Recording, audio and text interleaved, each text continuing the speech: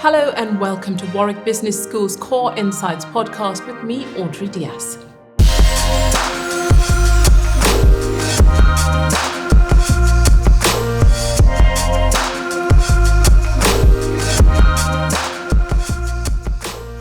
Hello and welcome to the Warwick Business School's Core Insights podcast, where we tackle the big issues facing business in the 21st century. My name is Audrey Dias and I'll be your host. The pandemic has meant so many changes to all our lives. So today's discussion focuses on a very relevant question. Is this the end of the office? My guests are Maja Korica, Associate Professor of Organisation and Management at Warwick Business School, and Toby Benzecry, who's the co-founder and CEO of the Workplace Futures Group. Last year, Toby became the first graduate of Warwick's Doctor of Business Administration course. Thank you both for joining me. And if we can start off with this first question, how has the pandemic changed the way we work, and will it be a permanent change? Maja, if I can throw that to you first.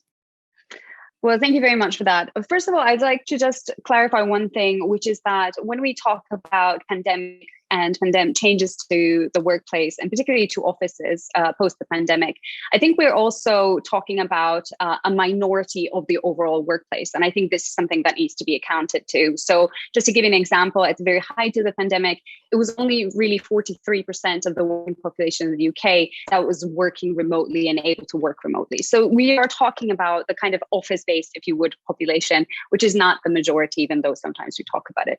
But that being said, how has it changed for those who are office-based? So we are here particularly talking about people like ourselves, so knowledge workers. I think it has been a profound change. In many ways, it has normalized some things which have until now been extremely stigmatized, most notably flexible working. All of a sudden, it was not just, let's say, 7% of people who were largely working remotely and largely working flexibly, but it was a whole host of us in the sort of office working population who were now working from home and finding ourselves very much on the kind of tight end of the reality of what that looks like, particularly as also for those of us who have caring responsibilities, you know, kind of childcare closed, schools closed, etc. And we had to all of a sudden balance. So it also was a highly, highly challenging environment. I think it showed a couple of key things. First of all, that which we always had evidence for, but it has been conveniently ignored, and I can expand on that, which is that home working and flexible working does not mean less productive working. In fact, it has been shown throughout the pandemic that people working from home were actually highly productive. Where they were not productive is because presenteeism in digital form, because they were anxious about still making sure that they demonstrate to their managers that they were keeping up, they had to demonstrate that. And then we led to kind of overwork, over Zoom fatigue, and so on. So there was a kind of great, I think, social natural experiment of validating the productivity and of flexible working. I think that has already had an effect. So for instance, we've heard nationwide in the UK has normalized working from anywhere. Companies in the US, tech companies like Twitter have done the same. Some other companies like Capita, for instance, are closing offices in the UK. Deloitte has already closed 4 major offices. And a BBC survey kind of recently showed that out of the 50 top largest employers in the UK, 43 are planning for hybrid work. So I think actually what the pandemic has given us is really an opportunity to rethink something that we have begun to take, I think, as a norm, which is the office itself. By asking, what is the office actually for? How long is it for? So what kind of work is it for? How often must we go? And what do we actually get out of it? So all of those questions have been reopened, and I think the answers are going to be quite exciting and potentially revolutionary. Maja, I'd like to ask you on this question of productivity. Mm-hmm. Yeah. So it certainly is true that last year, in sort of the middle of last year, that we were seeing in the press employers saying we're just as productive working from home as we were before. I get the sense that story has changed quite a lot now, and we've got some fairly large investment banks, for instance, basically saying everyone's got to go back to the office. I'm so happy you raised that. And I think we've got to really think about, well, what does productivity actually mean? We don't actually have any evidence other than anecdotal that people are just as productive working from home. We really don't. And maybe people will say they are. I've got an anecdote of my own, which is that I have a friend who works in IT sales. And in the summer of last year, I was talking to her and she said that she's been more productive working from home than she was in the office. And I said, oh, okay, that's interesting. Well, you've made more sales than you did before. And she said, no, I don't mean that. And I said, okay, so you've made the same number of sales in less time then? And she said, no, I haven't. And I said, well, okay, so why do you say you're more productive? And she said, oh, because I haven't been interrupted as much. Well, but you see, to me, the being interrupted bit is part of what makes you productive, because you're, as a member of an organization, part of your function is to be a member of the organization, to be a mentor, if you like, to other people, just to be part of the cogs and gears that make up an organization. I think, this is an obvious point, it's been made many times, but remote working has very much flattened all of this. It's removed us all. And in the case of my friend, who would otherwise, because she's quite mature and experienced, she would otherwise have been helping younger people in the organization, and also just being part of the serendipity, this innovative chance encounter thing. None of that was happening. I do question that. I completely agree with you that something fundamental has changed here. And if you like, there's been a proof of concept that's been going on. Is it possible to do tasks other than personal emails and things from home? Because that's what it used to be about. I need to work from home today because I need to write a report and answer some emails, that sort of thing. But now, obviously, we've demonstrated that you can also interact, as we're doing right now, with other people from your home in a way that really we hadn't tried out before. So that's, that is the difference. But so we've been through this big test. Yes, all of that works. And certainly I can see that now that, like for instance, if one of my business development people said to me, oh, I've organized for a meeting with you, for you in Manchester next week to meet a potential new client, I wouldn't get on a train to do that. Whereas, a year ago or 2 years ago, I would have got on a train to do that. Now I'd think, well, that's crazy. Why would I go all the way up to Manchester to meet someone who probably isn't very interested in meeting me anyway? So that I would do remotely. So that's changed a lot. In terms of my own business, we're back in the office now. So we're operating some flexibility, as we always did. If people want to work from home to get certain tasks done, they can do so. But we're largely back in the office now. I'm speaking to you from my office, and I would say today we're probably 75% in the office. Personally, I actually don't think things are going to change quite as much as perhaps the pundits would suggest. Just wondering, is there going to be a sort of gauge in terms of that productivity? Is it going to be, are you going to be more productive in working from home? And how do you gauge that, as it were, Maja? How would you be able to gauge that? I think Toby said, there is this, yes, you can say you're more productive. So, working from home, as it were. So how would that be more concrete, as it were?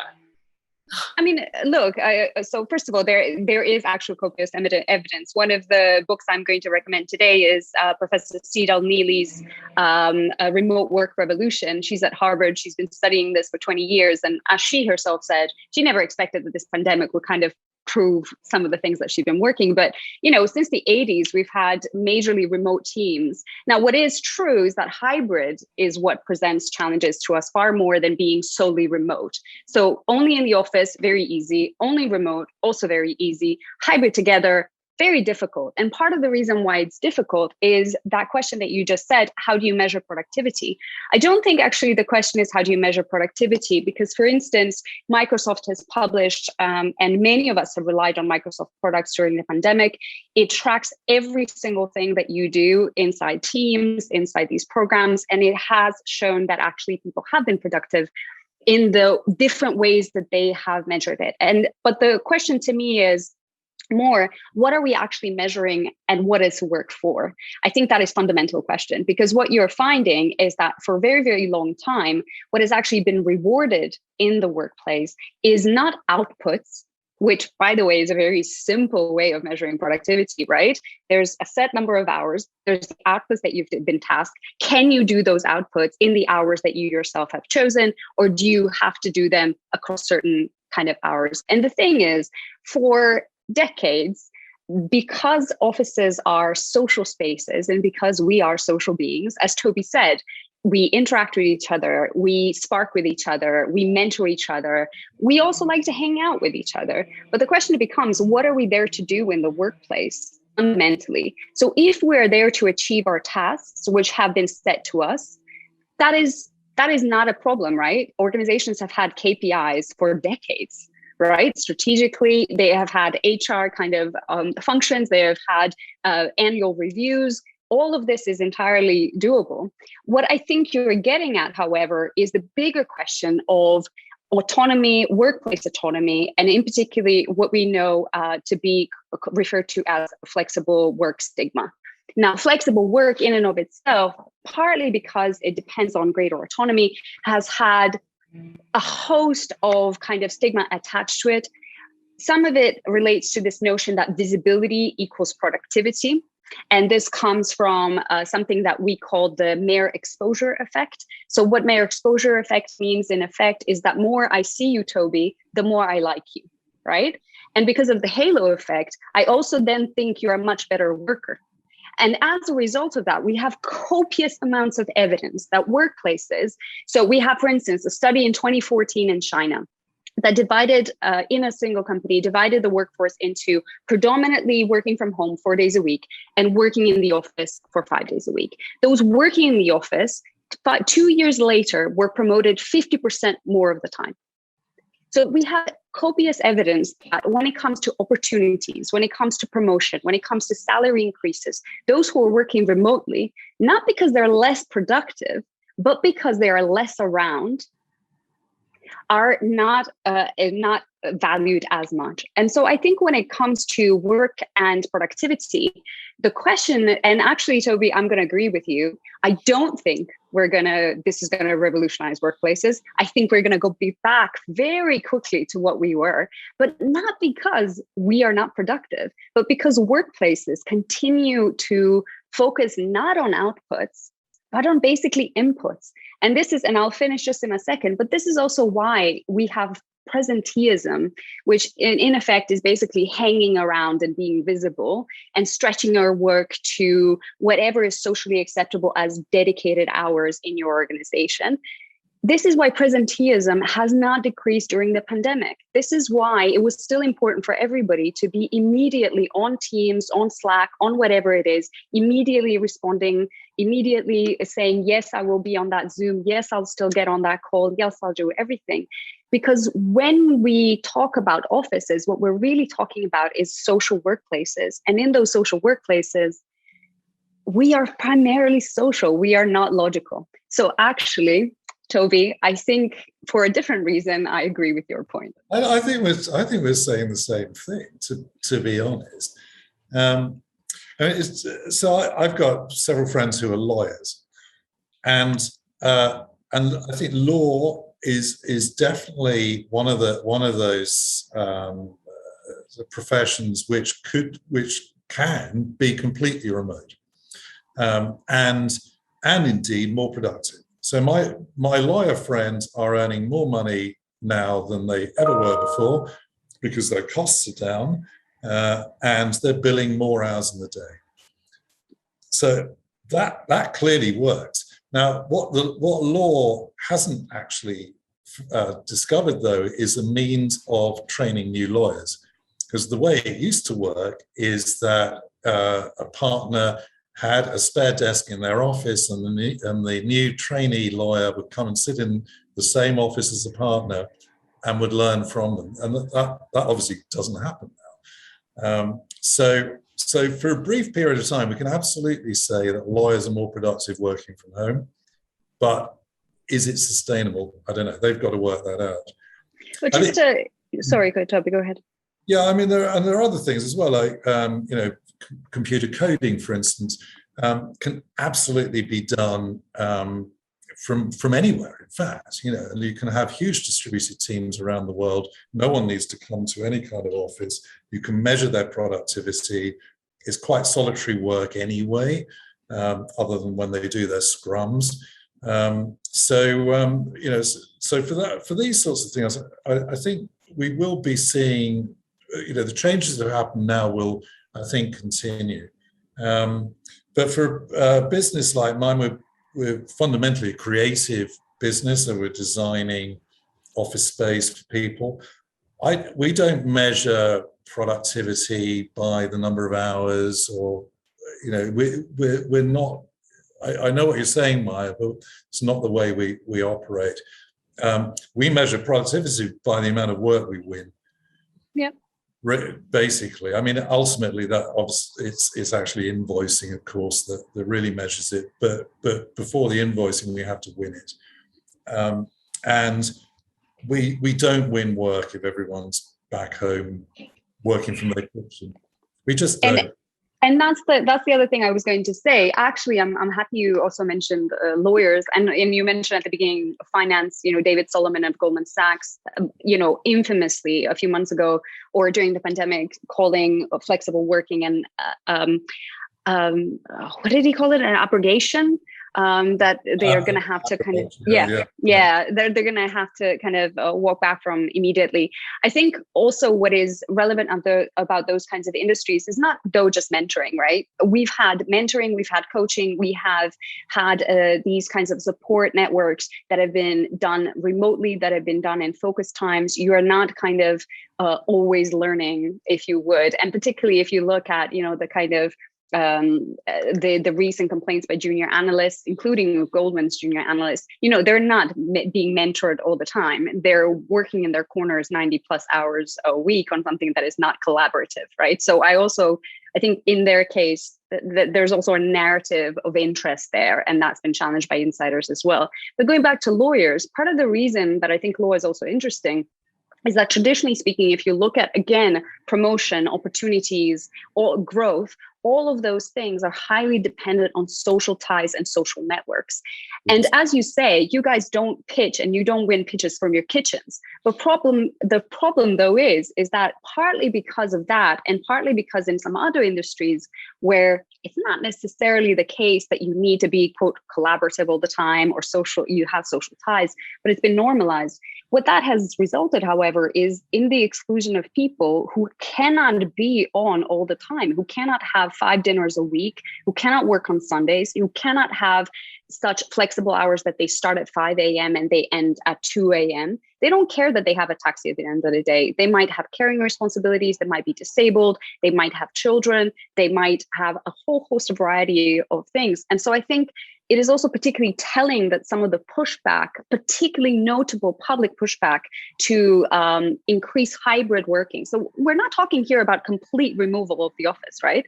For most people, they want to be back, let's say a Monday and a Friday, and everybody's back at the same time. And maybe there's other kind of remote satellite work in the meantime, but there's still connection. So people are not saying no to all offices, but I think it is particularly telling that the most stringent kind of refusal of any kind of flexible working has come from industries which have been really fundamentally exclusionary in many ways and non-inclusive in the way that they have operated, particularly when it comes to promotions, particularly when it comes to salary increases, particularly when they're fine at 50-50 at entry level. And then all of a sudden you get a massive whoop.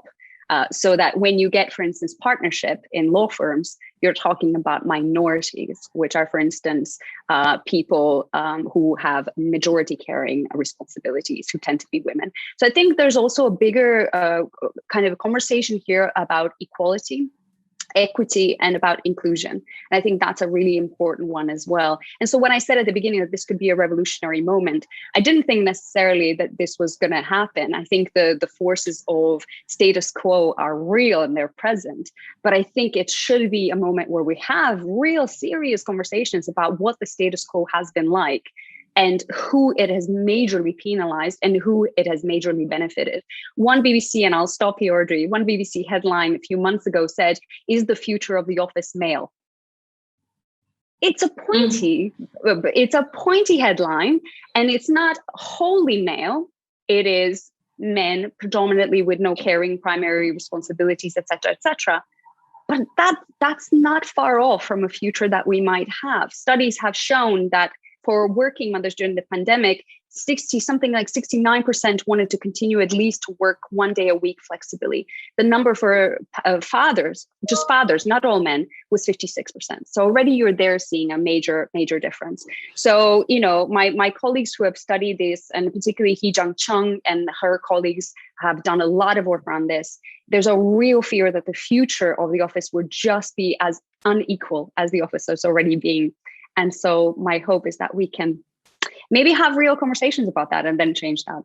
Well, picking up at the back of that, Toby, I mean, do you believe now, you mentioned how, in terms of your office, majority of staff actually being in there is what works. Do you now think that the design and the nature of offices will have to change with this more flexible sort of working, to allow more flexible working? Frankly, I don't think any of us know. It's the honest answer. It's really interesting because the press, particularly social, like LinkedIn, full of pundits talking about offices being redesigned, take the desks out, bring in more collaborative areas, and in preparation for hybrid working.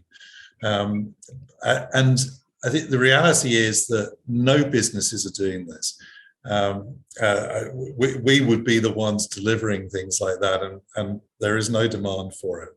And I think quite honestly, I think the attitude of CEOs is very much to let's see what happens over the next year or so. So I think everyone's accepting that a greater level of flexibility is going to be part of the employment contract going forward.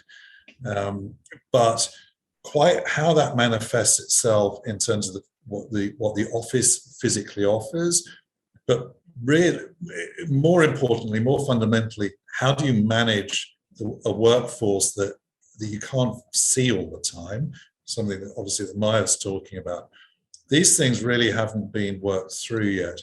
I think the businesses that have a lot of money will be and are investing in making the workplace an attractive place to want to be, because they do recognize that getting people together in a physical space is important for the culture, the innovation, the mentoring, all of those things. So companies want their people to come together, and one way they can do that, obviously, is to offer great recreational facilities in the office. For instance, install a gym, have a really lovely kitchen breakout thing. Just have lots of things that you don't actually have at home. So you look forward to going into the office because you're going to meet your colleagues, but also you're going to get to use all these lovely things. Ping pong. There isn't.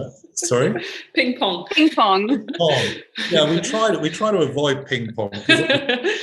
That is the noisiest thing you can put in an office. In our office here, we just have a pool table, so as a ping pong substitute. But so I think there's an amount of that going on. I think that we as an industry have to work out what it means to have meetings where some attendees are not physically there.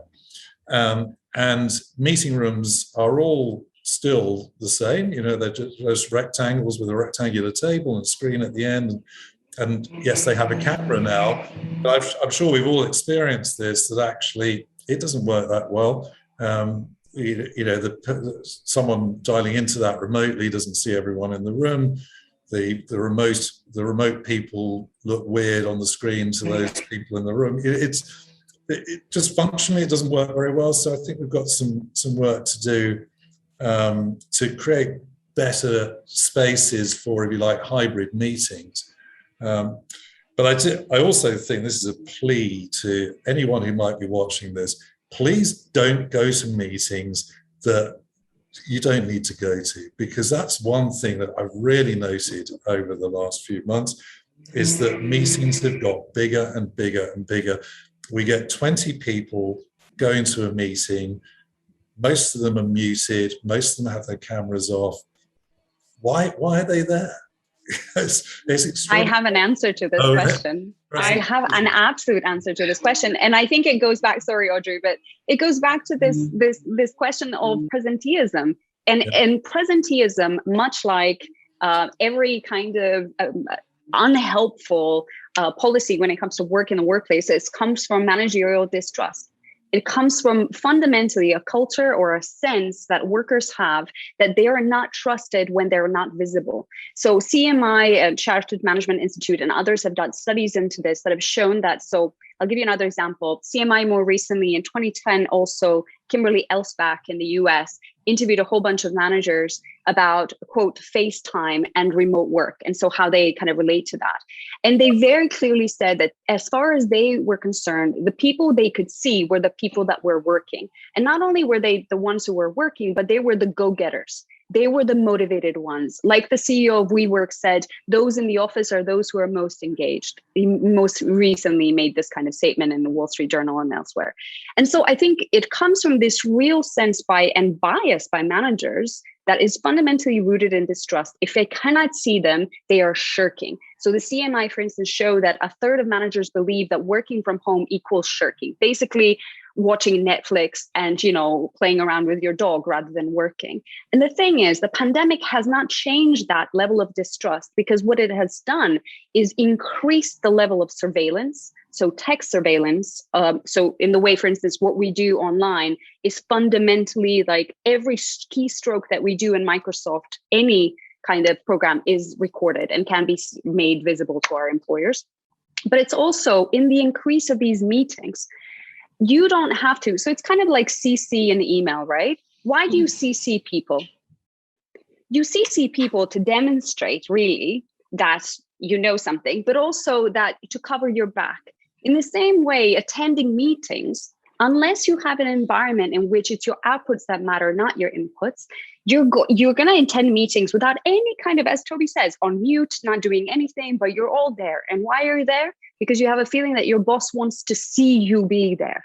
And seeing you there is more important than what it is that you're doing. And so I think it really kind of this productivity or presenteeism is really the toxic kind of aspect.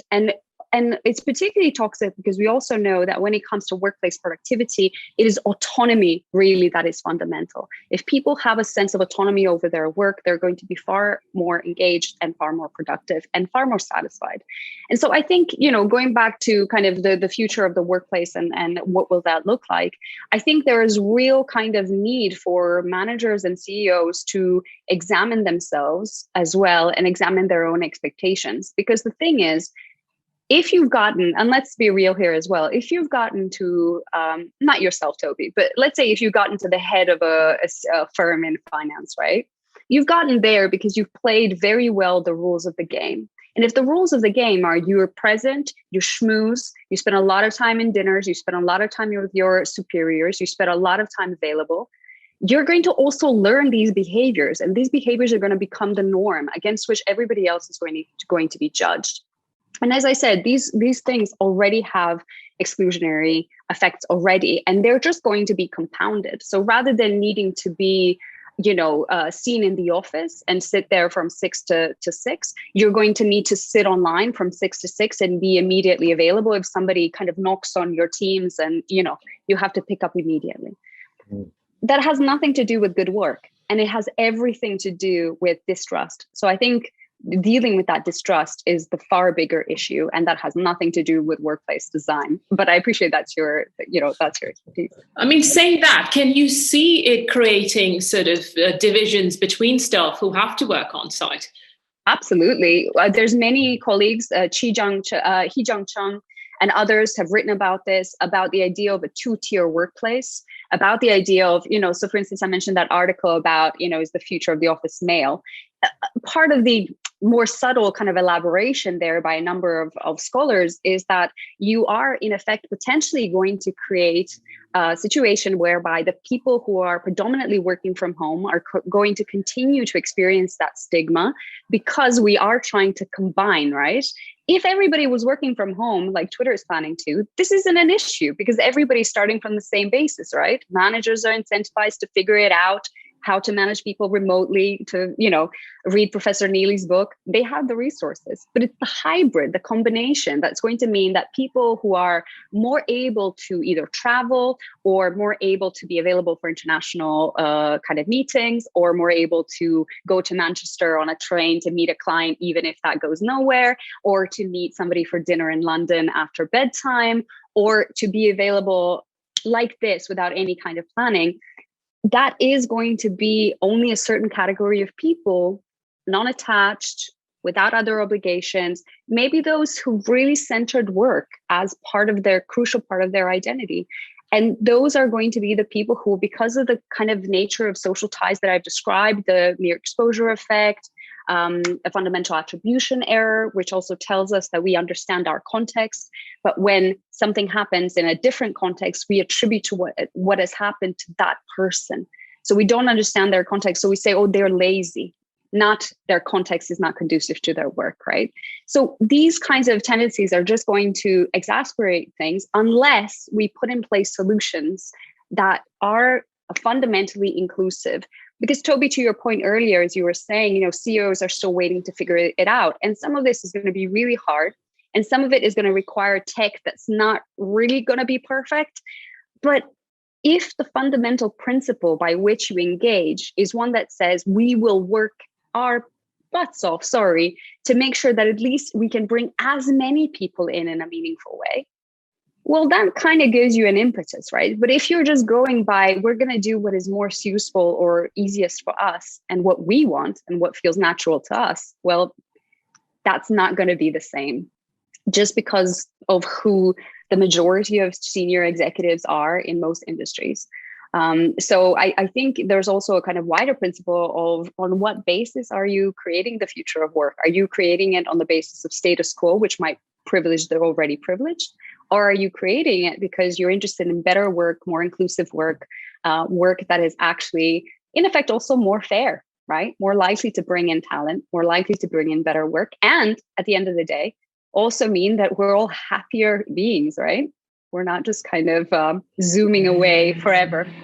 What do you have to say, Toby, to what Maja just said? I mean, those divisions, is it something that CEOs, bosses will have to learn to manage in many ways as well? Undoubtedly, we have a lot of learning, or I don't know, we're going to have to invent ways of running organizations that are not within our sight. We can't get our arms around them in the way that we used to. So that needs doing. I'm a bit depressed by this idea that management is, constantly trying to monitor what everyone's doing. I mean, I'm speaking very personally here, but we are really fixated on trying to turn a profit so that we can pay everyone. That's it, really. I wish I was Google or someone and had trillions of dollars in the bank and could think about being as inclusive as I can and bringing as many people as I can. It's not the way that we can work. I mean, we're a modern organization, we're very diverse here, and I do have quite a few people working remotely, and they probably will remain working remotely, and we have to work out ways of dealing with that. But our primary motivation is not to clock watch, is not to make sure that people are coming in and doing their hours and then going home again. Ours is a collective effort, and really it's about I guess marshalling our resources so that the collective effort is as effective as we can manage it to be. Now, of course, that tends to favor those that we can see, and those that appear to be going to the effort of schlepping in on the train, and being part of the crew that are here. Yes, it does feel very different when someone says, I don't want to do that. That they are undoubtedly relegating themselves. I think over the period, over the next few years, what will happen is those people that want to do that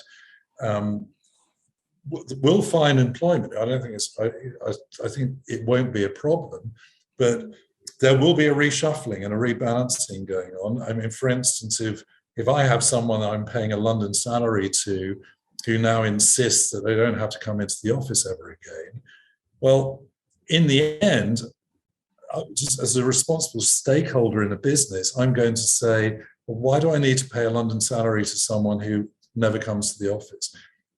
If we're now defining that role as a remote role, then really responsibly, I should try and source it less expensively than it has been. So I think there will be some rebalancing going on.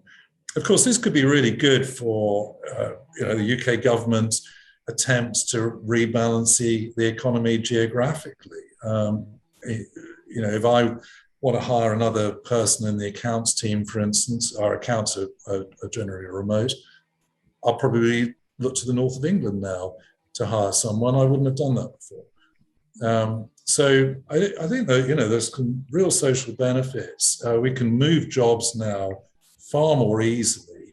The other thing about looking for work, you have to get on your bike to go and find a job. That's not going to be the case now. I think if you fast forward 10 years, I can imagine a lot of reasonably well-paid, skilled jobs being located in places they never were before, just because people want to live in those places and they carry those skills with them. Time now to ask you for your recommendations that could help shed further light on today's topic. If I can start with you, Toby, and then Maja, if you want to pick up at the back of that. Yeah, so I've got two recommendations, and these aren't so much about the change that the pandemic has caused. This is very much about the office. So one is a book that has come out this year. It's quite academic, and it's called A Handbook of Theories on Designing Alignment Between People and the Office Environment, published by Taylor and Francis. It's a collection of academic pieces on the effect that physical environment has on people's performance.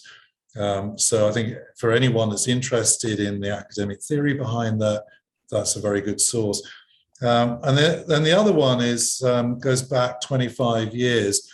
There was an architect called Frank Duffy, Francis Duffy, who's no longer with us, but who pioneered very much the way the office looks today. Actually, he recognized that offices needed to be more than just collections of desks. So I'd like to refer to The New Office by Frank Duffy. That's 1997, published by Conran Octopus.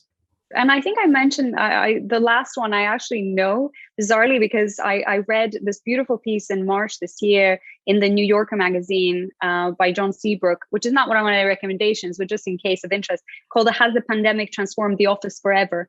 And it's very much about architects and how they have grappled. It's very New York based, but very much kind of the design side, that obviously the kind of social side of the office that I'm aware of, but I found it absolutely fascinating as well. So that's why I know the name. But for my recommendations, I have three. The first one is Cedal Neely of Harvard. I mentioned her already, but she's been studying remote work for decades, and she just published The Remote Work Revolution. Really sensible, really thoughtful about exactly how we can make hybrid work. So I think actually as a very practical kind of handheld aid for managers and people, just employees trying to navigate this new normal, quote unquote. It's really excellent. I also mentioned Hee-Jung Chung and her colleagues. She's done great work, particularly focusing on inequalities in the office space. Her most recent paper, which is available freely online in Gender and Society, is called COVID-19, Flexible Working and Implications for Gender Equity in the UK. Much like Professor Neely, a lot of practical suggestions as well, which are infinitely sensible about how to, make, not necessarily invite everybody to the party, but make those who are already part of your party and part of your workplace be more included as their circumstances change, as their patterns change, as their work changes. And final one, Gianpietro Petriglieri, my colleague at INSEAD, whose brain is a wonderful place, published a piece in the HBR Harvard Business Review last year called In Praise of the Office, which I think really, I talked about some of the kind of negative side effects of kind of office-based work and the way that it can impact us. But he is much more kind of polemical about the importance of office as a space and place for identity, even if it's not location-based, even if it's how we basically relate and how we find meaning, what he calls identity workplace spaces. And so really thoughtful as always by him. So In Praise of the Office is my final recommendation. Thank you both for that. That's all for today's episode of this podcast. Thanks to my guest, Maja Korica, Associate Professor of Organisation and Management here at Warwick Business School, and Toby Benzecry, CEO of Workplaces Futures Group and Warwick's first Doctor of Business Administration. Thank you for joining us, and I'll be back soon with another episode of the Core Insights podcast. For now, stay safe and goodbye.